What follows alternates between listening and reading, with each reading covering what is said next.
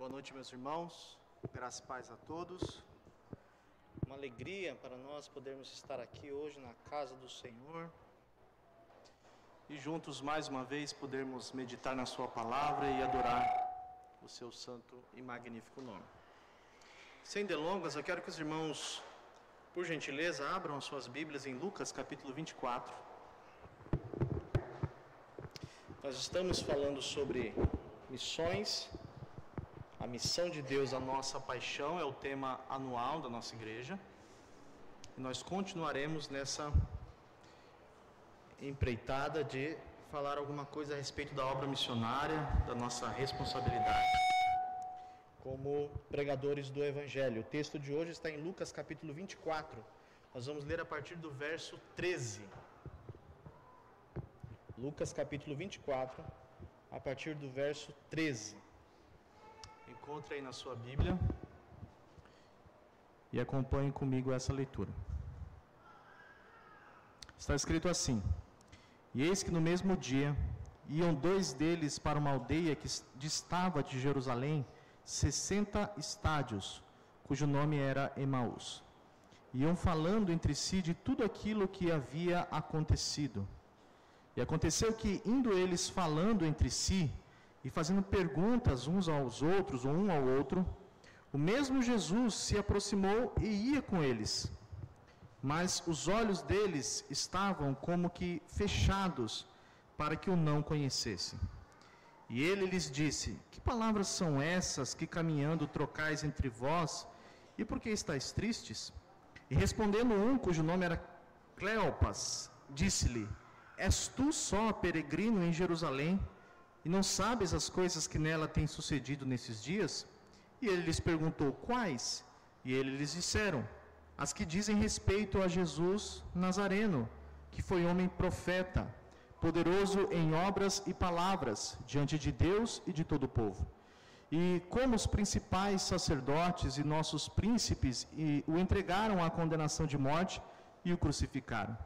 E nós esperávamos que fosse ele a quem remisse Israel. Mas agora, sobre tudo isso, é já hoje o terceiro dia desde que todas essas coisas aconteceram. É verdade que também algumas mulheres dentre nós nos maravilharam, as quais de madrugada foram ao sepulcro e, não achando o seu corpo, voltaram, dizendo que também tinham visto uma visão de anjos, que dizem que ele está vivo. E alguns dos que estavam conosco foram ao sepulcro e acharam ser assim, conforme as mulheres haviam dito. Porém, a ele não viram. E ele lhes disse: Ó nécios e tardos de coração, para crer em tudo aquilo que os profetas disseram.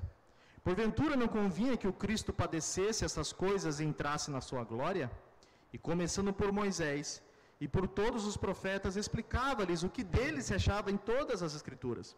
E chegaram à aldeia para onde iam, e ele fez com quem ia passar mais adiante ou mais longe. E eles o constrangeram, dizendo: Fica conosco, porque já é tarde, e já declinou o dia. E entrou para ficar com eles. E aconteceu que, estando com eles à mesa, tomando o pão, o abençoou e o partiu, e lhe o deu. E abriram-se-lhes então os olhos, e conheceram, e ele desapareceu diante deles. E disseram um para o outro: Porventura não ardia em nós o nosso coração, quando pelo caminho nos falava e quando ele nos abria as Escrituras? E na mesma hora, levantando-se, tornaram para Jerusalém, e acharam congregados 11 e os que estavam com eles, as quais diziam: Ressuscitou verdadeiramente o Senhor, e já apareceu a Simão. E eles lhes contaram o que acontecera no caminho e como lhes fora conhecido no partir do pão. Amém. Senhor nosso Deus, nós vamos estudar aqui a Tua palavra. Que o Senhor nos ajude, Senhor, a entendê-la e não apenas sermos ouvintes, mas praticantes daquilo que nós vamos aprender esta noite. Renova-nos, Senhor, para a obra missionária, renova-nos para sermos porta-vozes da Tua palavra onde quer que estejamos. Essa é a nossa oração que fazemos na pessoa de Jesus Cristo.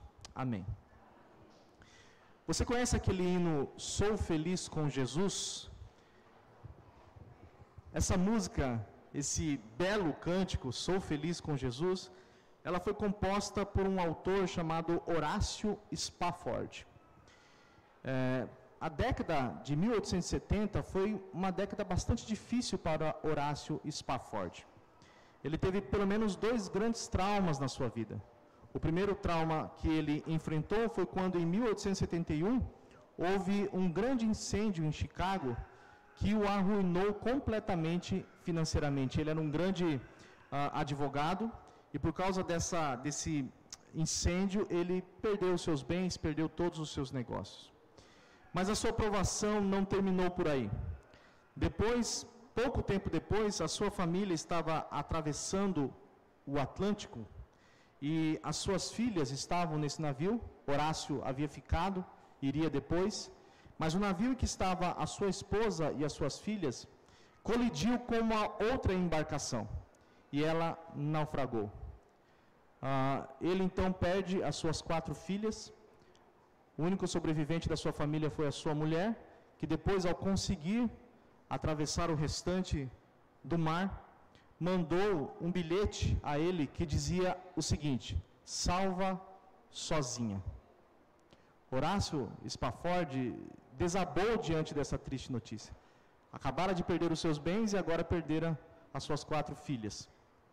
Foi nesse momento que depois, quando ele foi ao encontro da sua mulher, passando pelo mesmo lugar onde as suas filhas haviam morrido, que ele compôs o hino Sou Feliz com Jesus. Ele nos ensina com essa composição que momentos de tragédia, que momentos onde a nossa esperança falha, podem ser poderosamente usados por Deus para dar testemunho da sua graça, da sua misericórdia e do seu grande poder. Esse texto que nós acabamos de ler, ele nos ensina o que acontece quando a nossa esperança em Jesus Cristo falha e como Ele, pela sua graça, Ele nos renova para a missão pela qual nós somos incumbidos. O que era tragédia, portanto, pode se tornar uma grande bênção de vitória.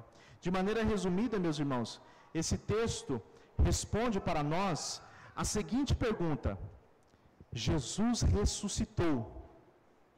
Jesus está vivo. O que nós fazemos agora, diante da notícia da ressurreição do nosso Salvador? Quando eu estudava esse texto aqui, de maneira curiosa, eu vi uma reprodução nesses 2 discípulos que caminhavam tristões no caminho de Emaús, uma caracterização da igreja moderna. Como a igreja moderna, a igreja dos nossos dias, a chamada igreja de Emaús, tem se comportado diante da notícia da ressurreição de Jesus e como ela tem agido diante desse fato maravilhoso que são as boas novas do Evangelho. Portanto, meus irmãos, eu gostaria de começar destacando para os irmãos que a igreja de Emaús, representada aqui nos 2 discípulos, tinha a sua esperança obstruída. Isso vai do verso 13 ao verso 24. Jesus, enquanto caminha com os discípulos, ele ouve esses discípulos lamentando enquanto eles estão caminhando. E de acordo com os versos 28 e verso 29, provavelmente eles estavam voltando para casa depois do acontecido em Jerusalém, a crucificação do nosso Salvador. E 3 coisas nós podemos destacar nesse primeiro ponto. Primeiro, eles estavam cegos para as palavras de Jesus, isso está no verso 14. Eles estavam completamente desesperançosos, primeiramente porque eles não creram nas palavras de Jesus. O texto nos diz que o anjo havia aparecido às mulheres e havia dito exatamente que a ressurreição de Jesus, melhor, o seu sepultamento, durante 3 dias, a sua ressurreição, estavam de acordo com aquilo que Jesus havia dito aos seus discípulos. Isso está em Lucas 24, versos 5 e 8. O próprio Jesus diz no final dos versículos, dizendo assim: lembrai-vos de como vos preveniu, estando ainda na Galileia, que disse: importa que o Filho do Homem seja entregue nas mãos dos pecadores e seja crucificado, e ressuscite ao 3º dia. E então se lembraram das suas palavras. O que aconteceu com Jesus, a tragédia da morte de Jesus, havia sido pré-anunciada por eles. Portanto, a esperança desses discípulos, a esperança da igreja de Emaús, estava obstruída, porque eles estavam cegos exatamente para as palavras de Jesus. Jesus já havia orientado os discípulos do que havia de acontecer. As mulheres lembraram os discípulos do que Jesus havia dito, de como elas mesmas foram lembradas pelos anjos, segundo o capítulo 22 e verso 23. Portanto, meus irmãos, a nossa desesperança, às vezes o nosso empenho no trabalho da pregação do Evangelho se dá porque nós não temos a expectativa correta acerca das palavras de Jesus. Algo semelhante ao que aconteceu com João Batista quando estava na prisão. Depois de estar naquele lugar frio, o mesmo que havia dito que Jesus era o Cordeiro de Deus que havia de tirar o pecado do mundo. O mesmo que viu o Espírito Santo descer sobre Jesus em forma corpórea de uma pomba. O mesmo que ouviu a voz de Jesus, voz de Deus, dizendo: "Este é meu Filho amado, em quem minha alma tem prazer", agora num lugar frio, solitário, fétido, ele manda perguntar se Jesus de fato era o Messias que havia de vir ou se ele havia de esperar outro. Ele estava também cego, desesperançoso para as próprias palavras de Jesus.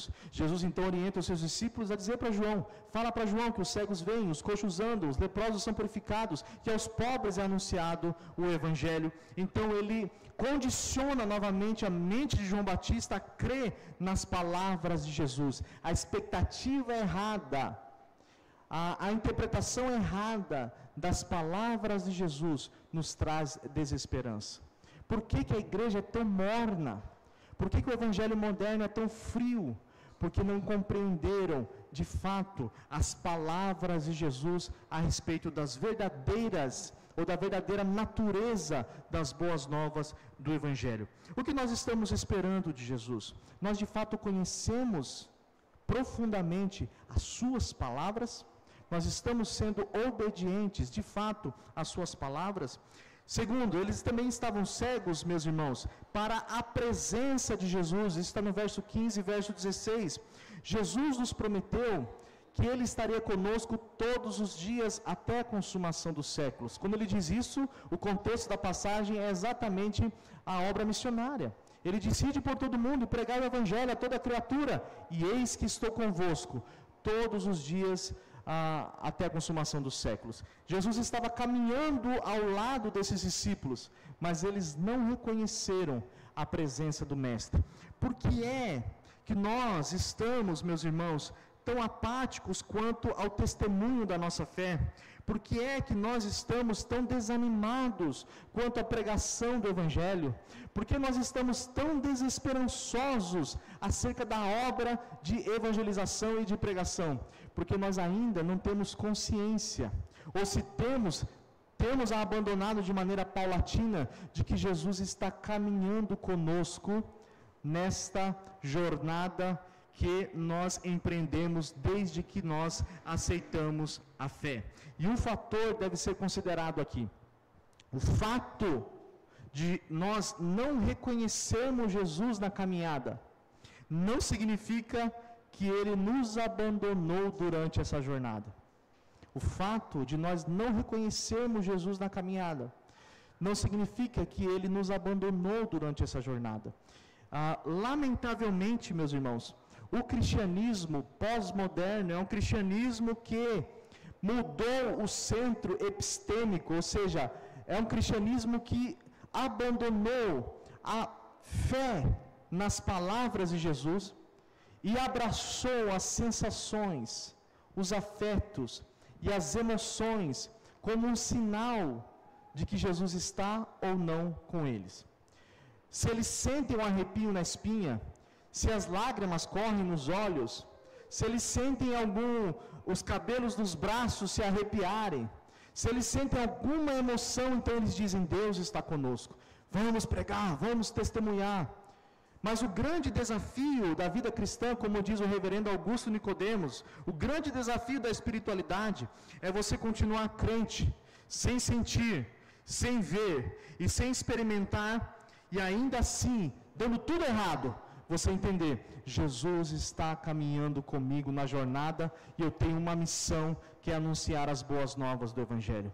Nós não temos, meus irmãos, que esperar alguma manifestação mística ou alguma experiência sobrenatural ou alguma experiência afetiva, alguma coisa do outro mundo, para que então nós sejamos motivados a pregar o Evangelho. A palavra do Senhor nos garante: eis que estou convosco todos os dias, até a consumação dos séculos.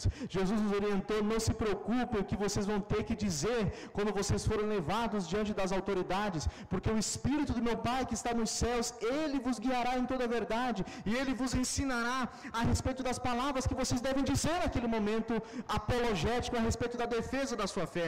É algo semelhante ao que aconteceu com o discípulo de Eliseu, chamado Geazi, quando eles foram cercados pelos sírios. Logo de manhã ele levantou e viu carros e cavaleiros cercando a casa do profeta, e ele então fica completamente desesperado. Ele entra dentro da casa e fala assim: estamos perdidos, o exército é muito grande, só tem nós dois aqui. E Eliseu então diz assim: não se preocupe, rapaz, maiores são aqueles que estão conosco do que aqueles que estão com eles. Então ele levanta a voz aos céus e diz: Deus, abre os olhos do moço para que veja. Quando ele sai do lado de fora, ele fica espantado e diz assim: meu Deus, meu Pai, carros e carruagens de fogo ao redor de Eliseu. Então ele glorifica a Deus, porque sabe agora que maiores são aqueles que estão conosco, maior é aquele que está conosco do que aqueles que estão no mundo. Nós vamos atropelar as forças inimigas, porque quem está com a igreja não é a capacidade humana, não é a capacidade de oratória, não é a nossa capacidade apologética, não é a nossa capacidade argumentativa, mas é a presença de Jesus com a igreja no caminho, renovando a nossa esperança, para que sejamos de fato pregadores do Evangelho. Cristo está com a sua santa igreja. Essa é a verdade da palavra de Deus, portanto nós não podemos desanimar diante disso.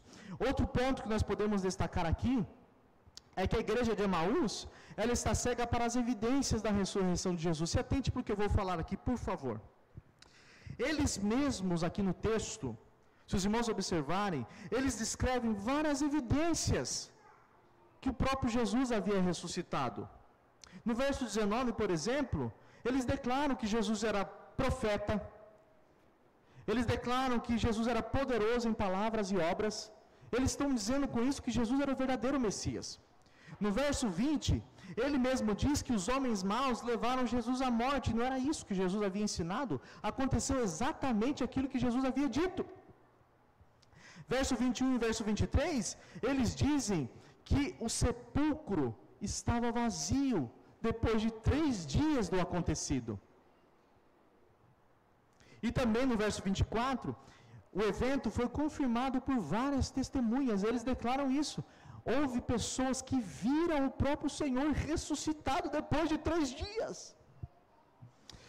Como judeus que eles eram, eles sabiam que o Antigo Testamento já previa que o meio pelo qual Israel seria restaurado, ou melhor, todas as coisas seriam restauradas, viria pelo sofrimento do Messias. Irmãos, se nós que somos gentios conhecemos completamente o capítulo 53 do profeta Isaías, imagine um judeu. Eles sabiam que o Messias seria moído pelas nossas transgressões. Eles seriam sarados pelas suas feridas. Eles conheciam esse texto.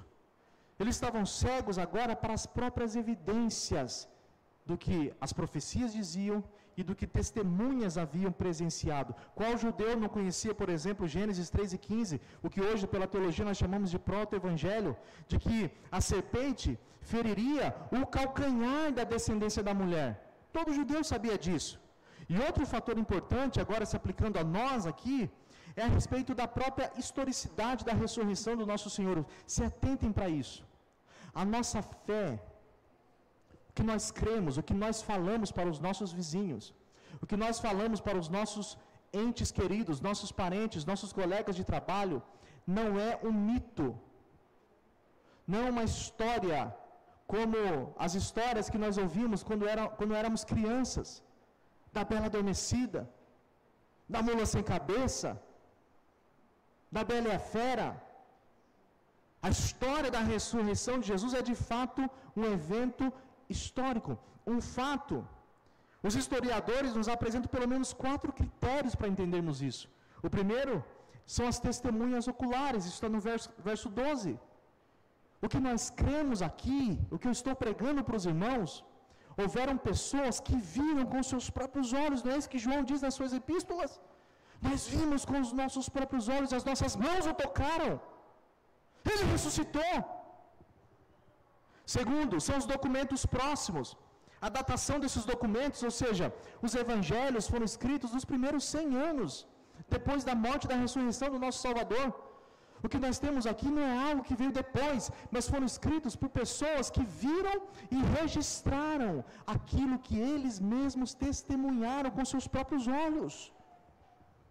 Terceiro, múltipla atestação. Veja, por que nós temos 3 evangelhos chamados sinóticos e mais o evangelho de João?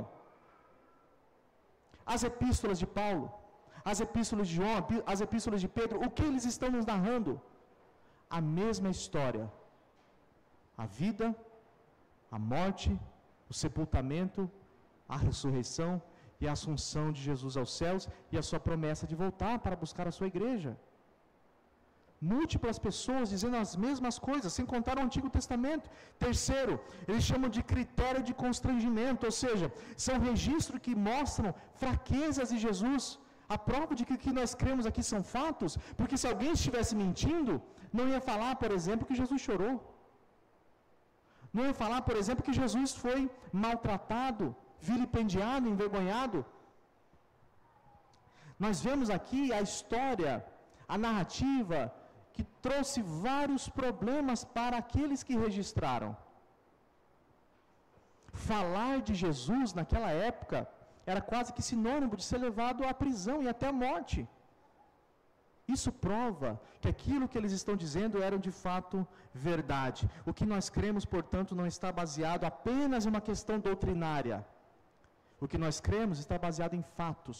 O que você vai narrar a respeito do Evangelho são fatos. Portanto, nós não podemos estar com a nossa esperança obstruída, cegos para aquilo que de fato aconteceu. Um segundo ponto, irmãos, é que a igreja de Emaús, ela tinha a esperança desconhecida. Primeiro a esperança obstruída, agora a esperança desconhecida. Isso vai do verso 25 ao verso 29. Jesus aqui exorta os discípulos, relembrando as Escrituras enquanto eles estão caminhando. Primeiro, eles estavam cegos pela falta de fé na palavra, isso está no verso 25. Jesus disse, atentem para isso, que o problema deles, antes de tudo, era um problema de fé. Verso 25, Jesus diz o seguinte, que eles estavam cegos, eles eram tardos para crer naquilo que os profetas disseram. Veja, irmãos, no fundo eles não criam o que eles conheciam a respeito da Torá. Jesus está dizendo isso. Vocês são cegos para crer, tardios e nécios para crer naquilo que os profetas disseram. E veja, não é esse o nosso maior problema? Temos diante de nós a palavra de Deus, temos diante de nós um compêndio vasto de literatura que nos ensina a respeito da nossa fé, mas ainda assim parece que nós estamos estagnados, parados, acovardados. Há pessoas que trabalham com não crentes, e esses não crentes nem sabem que você é crente. Da onde vem a covardia? Da onde vem a timidez? Da onde vem a boca fechada para falar do Evangelho, se não na falta de fé para crer naquilo que os profetas disseram? Falta de fé. A falta de coragem de falar da nossa esperança, no fundo, é uma falta de fé naquilo que nós conhecemos intelectualmente. Irmãos, nós estamos falando de alguém levantando da sepultura.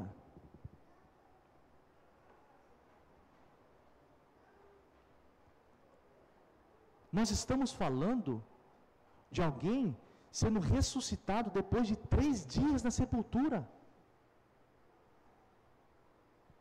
Que coisa esplendorosa! Esse evento sobrenatural, deveria incendiar os nossos corações para darmos as notícias a respeito das boas novas do Evangelho. E por que nós estamos covardes diante disso? Porque talvez, no fundo, o que nós cremos é no Cristo da doutrina, do dogma, mas não cremos no Cristo da história, do fato, do Cristo que ressuscitou da sepultura e apareceu aos seus discípulos e disse para eles: toque aqui nas minhas feridas. Creia, não seja descrente, creia na ressurreição. Se Jesus ressuscitou de fato, o que nós temos que fazer? Eles também estavam cegos pela falta de conhecimento da palavra. Isso está no verso 27. Apesar de serem judeus, eles pareciam desconhecer as profecias, mesmo sendo judeus. Jesus chama eles, e é engraçado aqui, de nécios. A palavra anontos, tolos, é alguém não entendido, aquele que falta conhecimento, é um bobão. E também chama eles de tardos de coração. A palavra brados no grego é alguém estúpido e lento para compreender alguma coisa, para avançar no conhecimento a respeito de Deus e das coisas de Deus. Jesus estava dizendo que a sua morte e ressurreição era o grande tema do Antigo Testamento. As alianças, os reinos, a promessa de um Messias, a história de um mediador, de um pacto, de alguém que viria para governar o mundo, de alguém que viria para libertar Israel e libertar todos os seus pecados, era algo que estava apontando para o nosso Senhor e Salvador Jesus Cristo. E há quantos anos, meus irmãos, nós estamos estudando, lendo as mesmas coisas, e ainda assim continuamos imaturos no conhecimento das promessas de Deus. Alguns de nós, pasmem, mas não sabem defender as doutrinas mais básicas da fé. Não sabem falar a respeito da esperança da nossa fé. Qual é a natureza da esperança da nossa fé? Jesus repreende esses discípulos da igreja de Emaús, dizendo: vocês são nécios, vocês são tardios, vocês já deviam avançar no conhecimento. O que aconteceu aqui, vocês já deviam estar anunciando para os 4 cantos da terra, mas vocês estão de cabeça baixa, lamentando, entristecidos, cansados, desanimados, acovardados, preocupados com seus próprios problemas, com medo de serem pegos, de serem perseguidos. Vocês deveriam estar inflamados por essa notícia, mas estão cansados. Essa é a igreja de Emaús, cansada diante de um grande evento como a ressurreição de Jesus. O autor aos Hebreus diz exatamente isso. Ele diz: vocês são tardos. Isso está em Hebreus 5:11 ao 14. Ele diz o seguinte: a esse respeito nós temos muita coisa a dizer para vocês. São difíceis de explicar. Olha o que ele diz: porquanto vocês têm se tornado tardios em ouvir, pois com efeito, quando vocês deviam ser mestres, entendendo ou atendendo ao tempo decorrido, vocês têm novamente a necessidade de que alguém ensine de novo quais são os princípios elementares da fé. Quanto tempo você tem de crente? Há quanto tempo você está na igreja de Emaús, caminhando, Jesus está do seu lado, e você não vê? Quanto tempo? Há pessoas que já deveriam estar ensinando, mas ainda não sabem a respeito da sua própria esperança. Cegos a respeito do conhecimento da palavra de Deus. Mas há algo muito importante aqui. Um fator preponderante nesse texto, que é a graça de Deus. O texto diz que eles, ainda cegos para quem era Jesus, eles ousam acolher a palavra de Deus. Isso está no verso 19. Quando eu falo que eles ousam acolher a palavra de Deus, eu quero dizer que eles ousam convidar Jesus para entrar com eles para cear. Jesus na caminhada, meus irmãos, o texto diz aqui, e Jesus faz isso conosco também. Por vezes, Ele faz que vai ir adiante. O texto diz que Jesus fez como quem ia adiante. Imagine eles caminhando, chega em um trevo ou uma encruzilhada, E eles vão para cá e Jesus fala, então é isso, gente. Então é isso. Já falei para vocês a respeito do que aconteceu, agora eu vou seguir para cá e vocês seguem para lá. E eles dizem, alguma coisa moveu o coração deles, e eles dizem, fica conosco. Vem. Já está entardecendo, você é peregrino, o senhor é peregrino, entra. Nós vamos hospedá-lo aqui, já está tarde. Entra. Há perigos na viagem. Você pode, de alguma maneira, ser assaltado, roubado. Vem participar conosco da ceia. E aqui eu aprendo, irmãos, uma lição fundamental para renovar a nossa esperança para a obra missionária, que é, nós devemos convidar Jesus a estar conosco.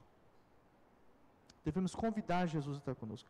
Nós não somos suficientemente hospitaleiros com a presença do divino companheiro na nossa caminhada cristã, na nossa jornada. A verdade é que nós acolhemos muitos viajantes, mas não acolhemos o Messias Nazareno. Falamos sobre muitas coisas, mas nos falta ousadia e coragem para falar da nossa esperança. Nós falamos de política, falamos dos noticiários, falamos da música que nós gostamos de ouvir, falamos de uma viagem que nós tentamos ou almejamos empreender, falamos uns dos outros, falamos sobre muitas coisas, mas somos tímidos, cabisbaixos e desanimados para falar do Evangelho do nosso Senhor e Salvador Jesus Cristo. Você ousaria nesta noite acolher a esperança da ressurreição? Você pode dizer aqui esta noite, fica, Senhor, porque já está tarde. Você pode dizer, aquece o meu coração, como fui antigamente. Talvez você era um grande missionário. Quantas pessoas você trouxe para Jesus no ano de 2023? Quantas pessoas você sequer convidou para vir à igreja no ano de 2023?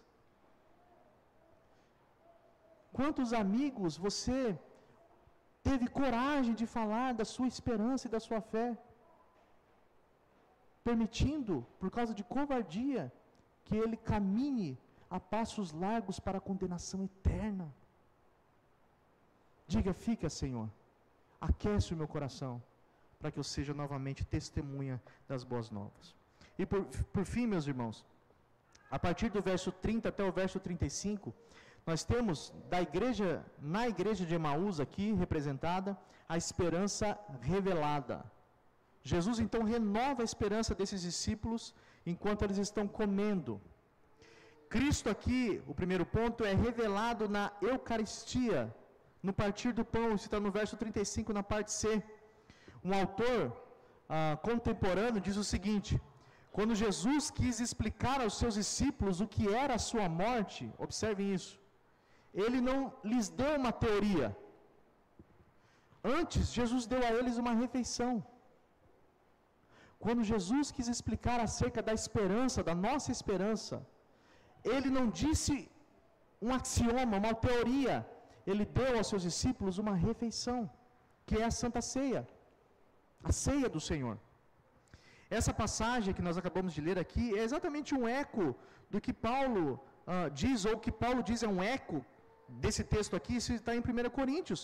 A respeito da ceia, Paulo diz o seguinte: porque todas as vezes que vocês comerem esse pão e beber o cálice, o que nós estamos fazendo? Nós estamos anunciando a morte do Senhor até que Ele venha. Quando Cristo partiu o pão, eles reconheceram que era Jesus. Na ceia, nós também estamos revelando quem é Jesus. Essa é a importância da comunhão da igreja e de participar da mesa do Senhor. Um segundo ponto é que Cristo é revelado ao restaurar a visão desses discípulos. Isso está no verso 30 e verso 31. É importante, meus irmãos, nós destacarmos aqui que a cegueira deles não era uma cegueira física. Eles estavam enxergando muito bem. Eles viram aquele peregrino. Não era uma cegueira também provocada por algum trauma. Não foi eles que sofreram a crucificação, ou alguma decepção apenas, algo psicológico. Não, de maneira nenhuma. A cegueira deles era promovida pelo próprio Deus, isso está no verso 16. Jesus, o próprio Jesus, não queria ser reconhecido por eles de maneira imediata. E a pergunta que nós devemos fazer é: por que Jesus não queria ser reconhecido por essa igreja de Emaús? Por que Jesus não queria ser reconhecido? Para mostrar que se nós de fato vemos as glórias do Cristo ressuscitado, isso se dá unicamente pela sua atuação direta e graciosa em nós. Nós não podemos ser porta-vozes das boas novas pelos nossos próprios méritos. Nós não podemos ser pregadores, como eu disse aqui, pela nossa própria capacidade. Não somos nós, meus irmãos, que temos capacidade de convencer um homem do pecado, da justiça e do juízo. É Deus quem torna um morto em seus delitos e pecados, agora vivo, para ser testemunha das obras maravilhosas e gloriosas de Jesus. É Deus, por sua graça, que abre os nossos olhos e nos faz ver Jesus. E é Deus quem nos faz reconhecer a grande necessidade de pregar o Evangelho. O texto que o pastor leu aqui de Isaías capítulo 6 mostra exatamente isso. No ano da morte do rei Uzias, eu vi o Senhor assentado no alto e sublime trono. E ao ver as majestades de Deus, a sua santidade, a sua glória, além de uma visão da sua incapacidade, ele tem uma visão da necessidade de ser testemunha daquilo. Deus diz para ele: a quem enviarei? Essa pergunta é uma pergunta sugestiva, uma pergunta retórica. Há, de maneira ontológica, nessa pergunta do nosso Deus, a mesma proposta de Jesus a fingir que vai passar adiante. Quem há de ir por nós? A quem enviarei? Isaías estava diante dele, mas Deus pergunta, lança a pergunta no ar: a quem enviarei? E quem há de ir por nós? Isaías olha para o lado, olha para o outro.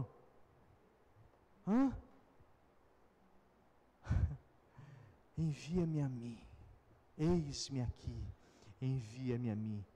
Jesus Cristo, caminhando com a sua igreja, a pequena, cabisbaixa, cansada igreja de Emaús, ele está perguntando: a quem enviarei? E quem há de ir por nós? Quem são os soldados que vão dar o primeiro passo para fazer parte das fileiras dos exércitos celestiais? Quem é aquele que vai dizer: eis-me aqui, Senhor, usa-me como instrumento para a pregação da sua palavra? Nós precisamos ter essa visão da necessidade da obra missionária. Uma autora chamada Marva Down diz o seguinte: se eu perceber um pôr do sol glorioso, eu não ficarei meramente sentado ali murmurando: que belo pôr do sol! Um pôr do sol magnífico arranca uma resposta das nossas profundezas e nos estimula a compartilhá-la com outras pessoas. Se a beleza do pôr do sol alegra os nossos corações, que dirá o aparecimento da sepultura do sol da justiça, que brilha e brilhou em nossos corações. Precisamos reacender essa chama, meus irmãos. E no verso 32, para concluir, Cristo é revelado também no coração ardente desses discípulos. Havia algo nas palavras daquele peregrino que aquecia o coração desses tristes discípulos. As coisas que ele dizia faziam sentido, estava em concordância com o que Moisés havia dito e os profetas também haviam profetizado. Por que eles não deveriam então confiar nas suas palavras? Depois que Jesus se revela, eles entendem, portanto, porque o coração deles queimava. Era Ele, era Jesus de Nazaré, Ele está vivo. E não é assim conosco também? Quando Jesus fala, nós não somos confortados.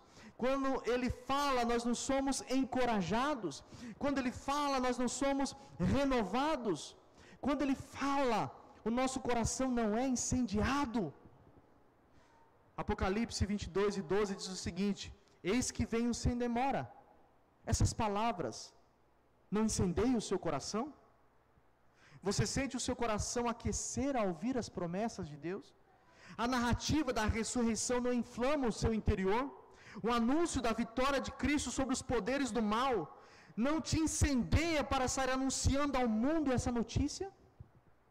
Você não sente vontade de gritar ao mundo que o seu Salvador está vivo? Não sente essa vontade? Se nós não sentimos o nosso coração incendiar, é porque o nosso ouvido e o nosso coração ainda está embrutecido pelo egoísmo, pela tristeza e por uma preocupação apenas com o nosso bem-estar. Deus está nessa noite, meus irmãos, nos escalando para sermos pregadores da sua palavra. O texto que nós lemos aqui, que nós estudamos, a título de conclusão, não tem os discípulos da igreja de Emaús como protagonista. Afinal, nós nem sabemos quem são esses discípulos. Apenas temos o nome de um deles, que era Cleopas, ou Cleopas em algumas traduções. A Bíblia nem sequer se preocupa em relatar o nome dos dois. Quem são esses discípulos? Quem somos nós? Fracos, cegos, entristecidos, desanimados e desesperançosos. Nós somos como esses discípulos. Fugimos da verdadeira esperança. Fugimos da nossa responsabilidade. Vivemos atraídos pela escuridão dos nossos próprios corações. Na verdade, quando lemos esse texto, Lucas quer nos ensinar algo a respeito de Deus. O personagem principal dessa passagem, observem isso, é o próprio Jesus, que agora ressuscitado pode restaurar a nossa esperança, atingida pela maior obra, pela maior arma do diabo, a morte. Jesus venceu o maior inimigo de todos, a morte. Talvez você já tenha ouvido alguém dizer assim: nós temos solução para tudo, menos para a morte. O crente pode dizer: nós temos solução para tudo, até para a morte, porque Jesus levantou da sepultura. Tim Keller, um teólogo que faleceu recentemente, diz o seguinte: se Jesus ressuscitou, absolutamente tudo ficará bem. Vocês lembram da pergunta que eu iniciei o sermão nessa noite? Se Jesus ressuscitou, o que nós fazemos agora?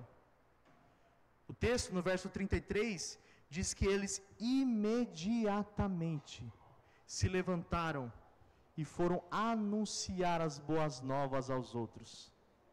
Jesus está vivo. Ele apareceu para nós. Nós ouvimos. Irmãos, eu me emociono com isso. Ele partiu o pão, e quando ele partiu o pão, foi do mesmo jeito da ceia. O coração, o nosso coração estava queimando enquanto ele falava as suas palavras e nos contava a respeito das promessas que estavam em Moisés e nos profetas. Meus irmãos, irmãos da igreja presbiteriana do Jaguara, irmãos que estão nos assistindo pela internet, irmãos visitantes, vamos levantar do sono da indolência. Vocês são soldados, nós somos soldados das fileiras dos exércitos do Senhor. Vamos pregar, vamos anunciar. Esse ano de 2024, o conselho, de maneira muito sábia, tomou esse tema: missão de Deus, a nossa paixão. E a nossa igreja vai crescer quando nós tivermos a nossa esperança renovada na ressurreição e na obra do nosso Senhor e Salvador Jesus Cristo. Eu concluo, irmãos, com uma fala do grande pregador John Wesley. Eu quero que você se atente, preste atenção nisso aqui. Olha o que ele diz, que emocionante. Eu não sou mais eu, é uma oração, mas teu, Senhor. Coloca-me para fazer o que desejas. Enfileira-me com quem quiseres. Põe-me a realizar. Põe-me a sofrer. Deixa-me ser empregado por ti, preterido por ti, exaltado por ti, ou até mesmo abatido por ti. Deixa que eu me encha e que me esvazie. Deixa-me obter todas as coisas ou ter nada. Eu entrego de modo livre e de todo o meu coração todas as minhas coisas ao teu prazer e disposição. E agora, glorioso e bendito Deus, Pai, Filho e Espírito Santo, tu és meu e eu sou teu, que assim seja, e que o pacto agora estabelecido na terra seja ratificado no céu. Amém. Que Deus nos abençoe, meus irmãos. Curva a sua cabeça e vamos orar. Senhor nosso Deus e Pai, quantos de nós, ó Deus, está desesperançoso, cansado, desanimado, fraco, caminhando, sem perceber que o Senhor está ao nosso lado. Eu sei que muitos que ouviram, Senhor, esta mensagem, esta noite, foram alvejados com o golpe desferido das suas poderosas palavras, Senhor. E muitos de nós aqui se levantarão, como aquele vale de ossos secos, depois da profecia de Ezequiel. Os ossos se juntavam, os nervos se juntavam, a carne se juntava, a pele cobria, e um grande exército se levantou para ser testemunho e luz para as nações. E eu creio, Senhor, que o poder da sua palavra não está no pregador, mas ela está em si mesma, na sua palavra, e a sua palavra que dá vida àquele que está morto. É a sua palavra que renova aquele que está caminhando desesperançoso. É a sua palavra que fortalece aquele que está fraco, que anima aquele que está caído. E, Senhor, eu creio que daqui, da nossa igreja, se levantarão pregadores, evangelistas, poderosos da sua palavra, desde as crianças até os mais idosos, que nós sejamos inflamados pela boa notícia da ressurreição. E assim como esses discípulos, imediatamente venhamos a nos levantar para falar acerca da nossa esperança. Ó Deus, levanta, Senhor. Usa os nossos obreiros, usa o nosso pastor, usa o conselho da igreja, a liderança da igreja. Usa os líderes de sociedade, usa os irmãos leigos, usa todos nós, Senhor, para sermos pregadores da sua palavra. Renova a nossa esperança para a nossa grande comissão. Essa é a nossa oração que fazemos, Senhor, humildemente, nos méritos e na obra do nosso Jesus ressuscitado. Em nome de Jesus. Amém. Que Deus abençoe, meus irmãos. Amém.